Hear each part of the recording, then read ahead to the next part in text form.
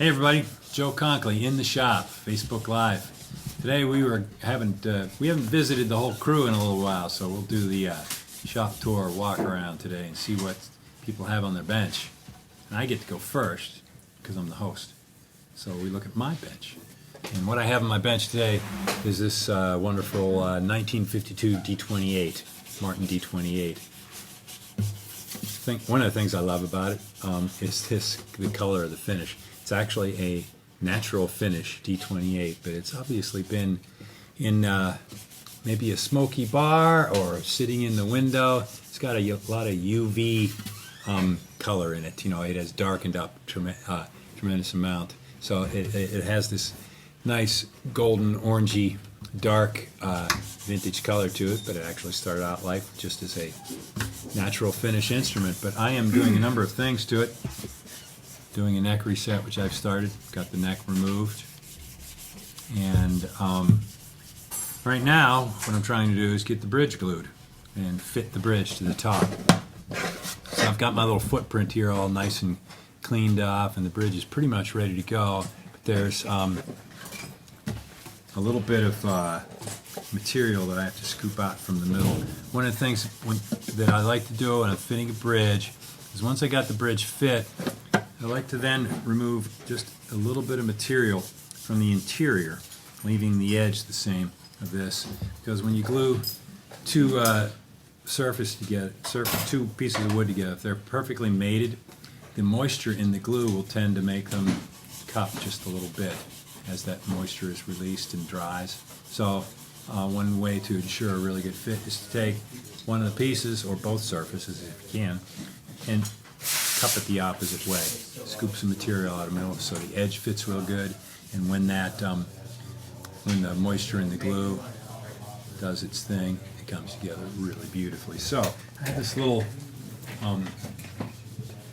clamp set up on my bench because I do this a lot. Do a lot of bridge re-glues, a lot of bridge fittings.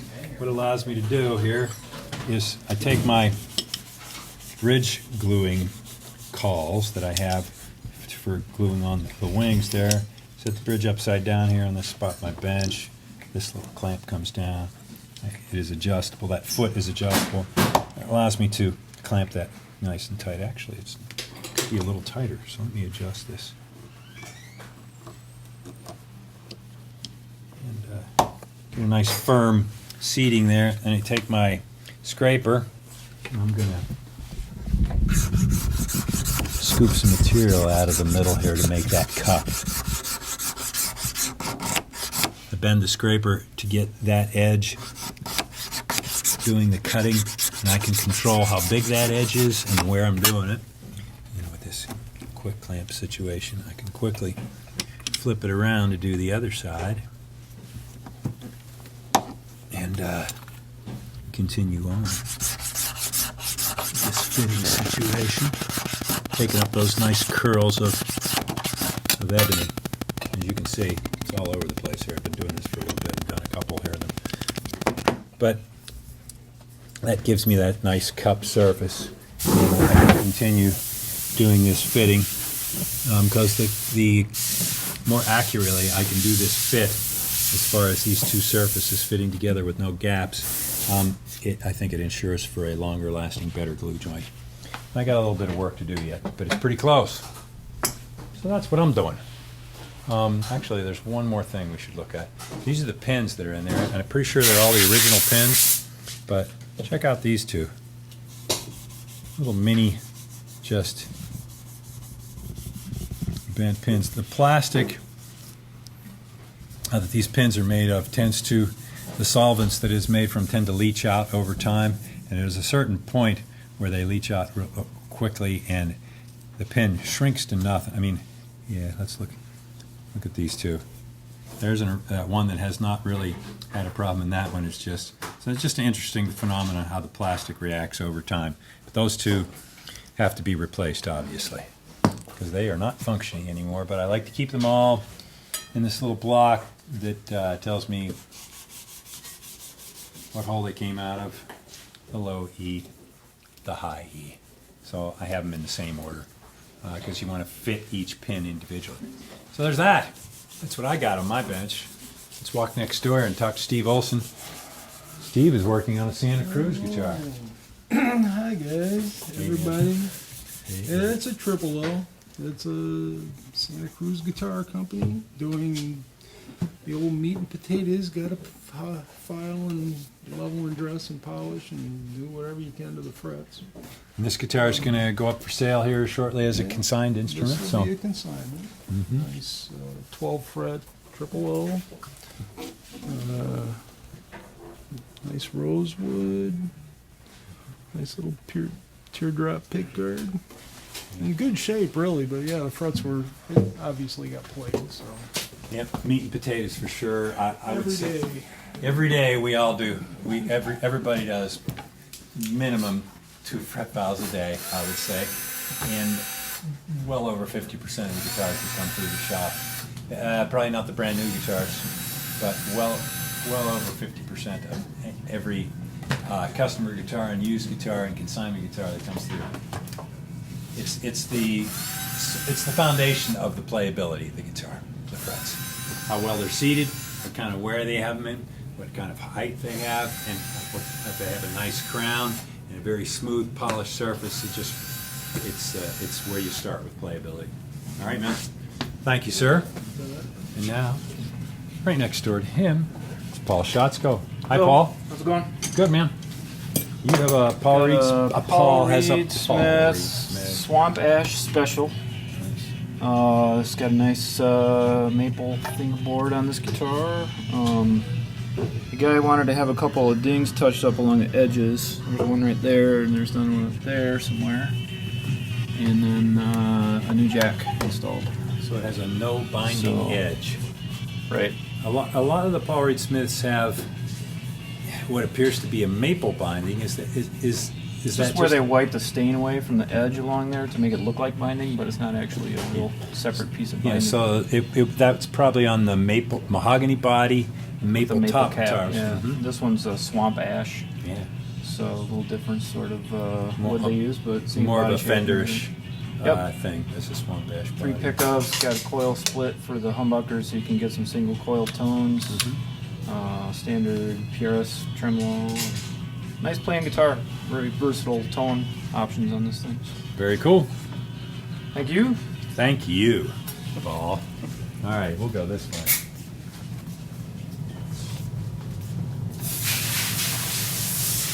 To the bench is Shel Croce. Hi, Shel. Hello, everyone. How you doing? Good. What are you up to today? I'm in the final stages of trying to get a neck on a older Martin. I've reset the neck. Looks ugly, but No, but you've got an interesting process going on. What is this material? What's this white stuff in there? So yeah, that's just chalk. So way I do it is I fit my faces first to set the angle, and I have a nice cut right here. If you look, you see it has a nice fit all the way around there. He's reestablished a new angle. And I have my by taking material off the heel cap there and then Yeah. tapering that to 0 at the. Yeah, and so now, previously, if you had this on here, it was hitting the bridge, but now it just barely, I don't know if I can hold it right so you can see it just barely Skates crosses over the top of the bridge there. Mm-hmm. And then I was just fitting, once you do that, this dovetail becomes loose. So I glue shims on there, and I use chalk to figure out where I need to take material off, so that in the end, when it all goes together, if you try and lift that up, there's no way that heel is coming out of there. And that's kind of where I'm at. Yep. So it's a very tight fit at the moment. You can see that he has to put some pressure on it to pop it out. Yeah. So there's chalk on the inner part of the dovetail, and whenever he fits that in there, that chalk transfers to all the high spots on the dovetail tenon, allows him to know exactly where to take that material Yeah, off. so then in the end, it's a tight fit. There's no way that's coming out of there. And the more material you take off, when you start off, if material needs to be removed, it won't fit all the way down in that dovetail. Yeah, so it fits nicely here. The last thing I'm figuring out now is when you tip this back this way, you usually have some fall off here over the body.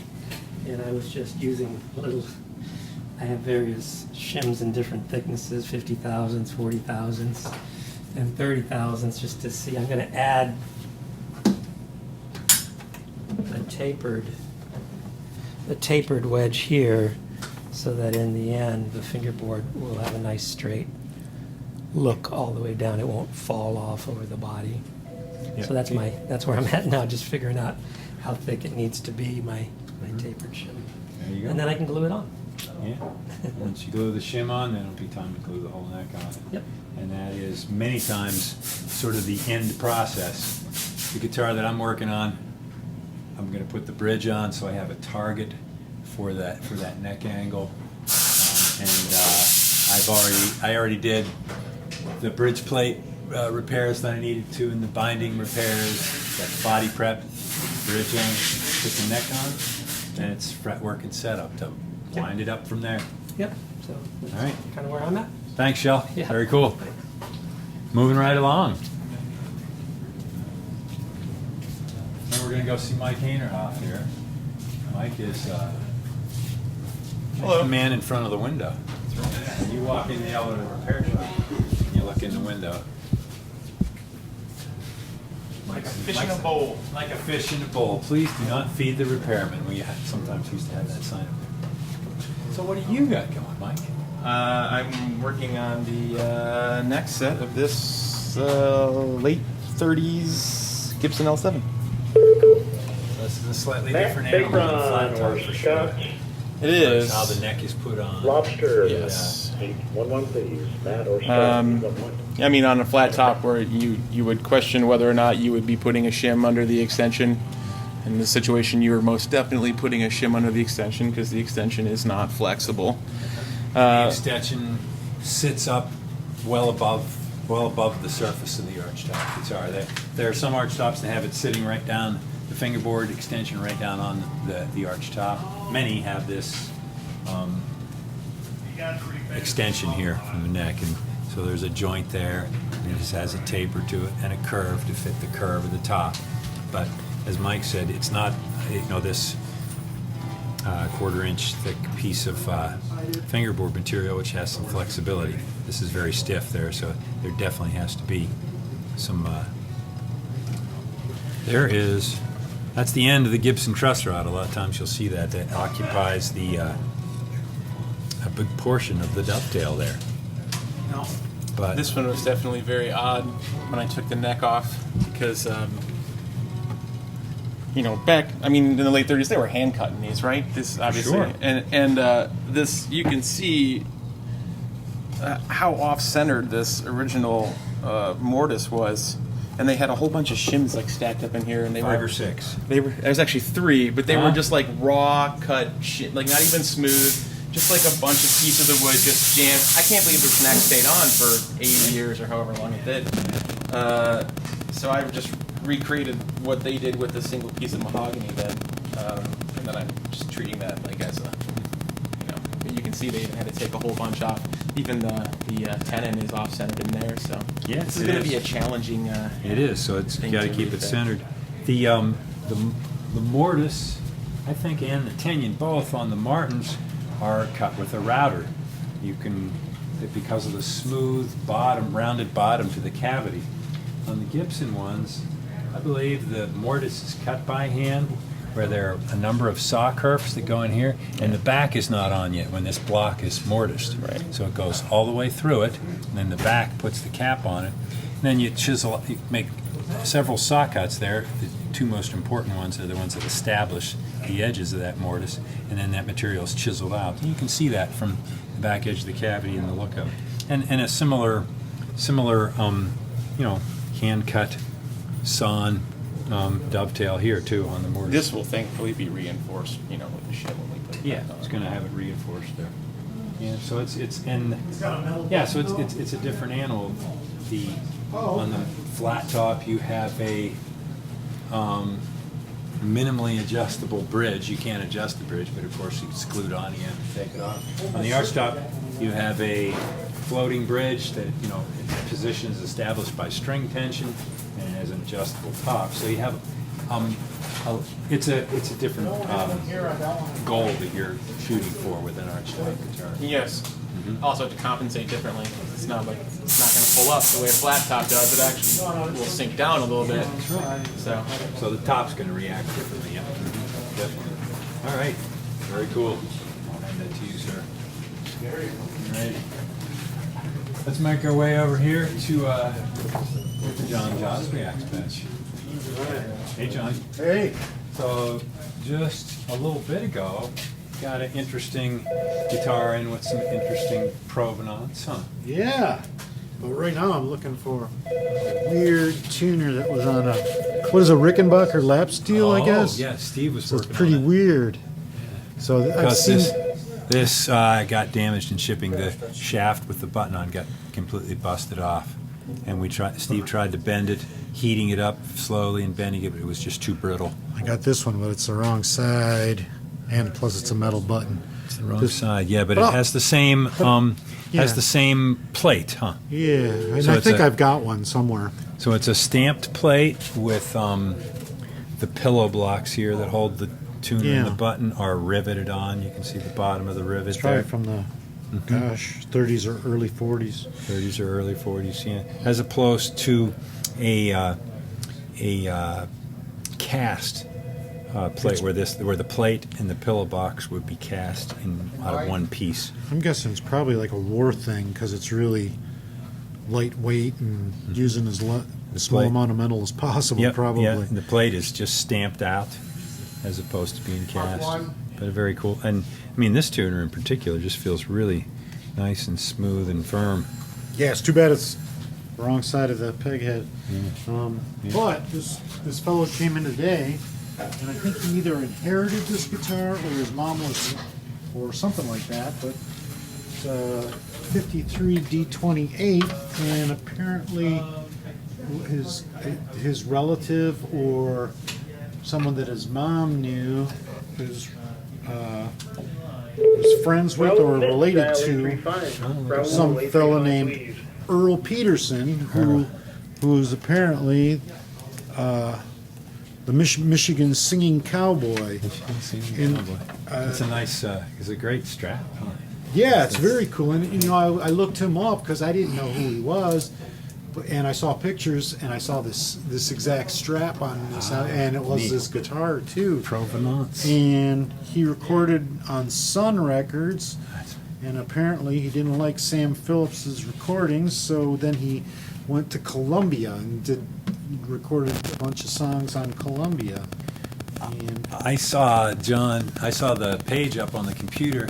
I know the name Earl Peterson because my father-in-law, Mr. Pat Kane, had mentioned that name to me back in the day before he was married. He's a drummer. He played with Earl.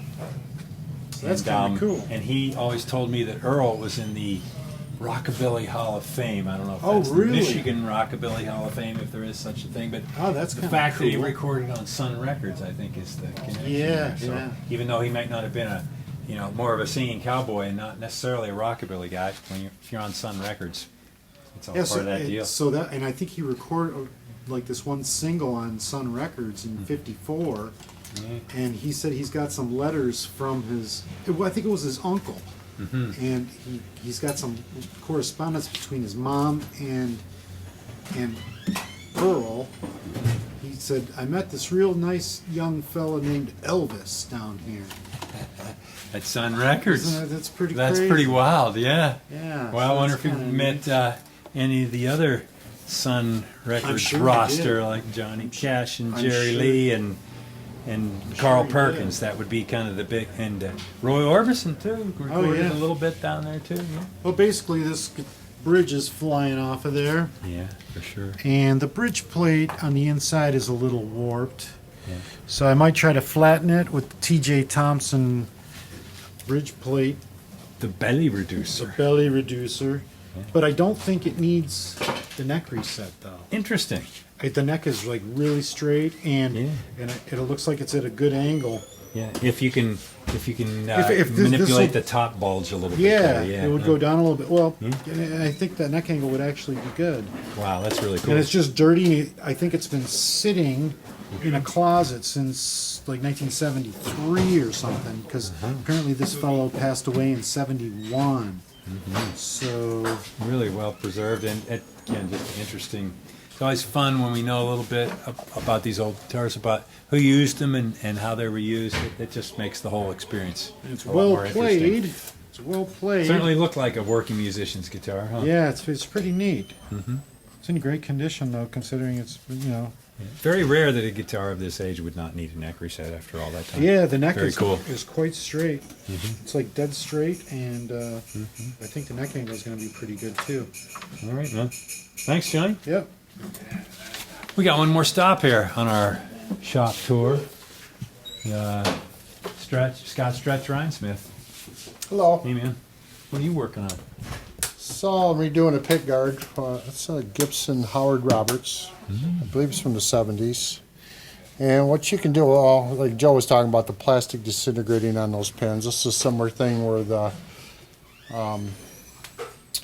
center of the pickguard had started to decompose and crack and split and liquefy and all kinds of things. So, as the gas is off, the gases can destroy the metal too, and like the plating and corrode it and get all over the frets and all that kind of stuff. But the binding is usually still good, and nothing that doesn't happen to the binding. So I was able to keep the old binding, remove the old binding, and replace the center part there. Some nice toys. And of course, so this is not a cellulose. This is more of an acrylic material. It's not polished out yet, but I can put some water on there and get a better idea what maybe it looks like when if it'll stick. I don't know if you can be able to see that or not. Yep. Kinda. Give you a bit of the idea of the depth and shine it'll end up with. Yeah. Yeah. So It's going to be beautiful.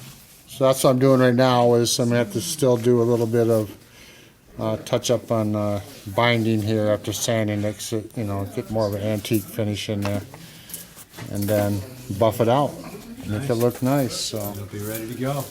Very cool, Stretch. thank you. There you go, everybody. The shop tour. Once around. We love to do this, and we will continue. Again, if you have any thoughts and repair concerns of your own that you want to send to us and allow us to feature something, a particular type of repair, we were always happy to take suggestions. Like us and share us on Facebook, and we'll see you in a couple of weeks. Take care.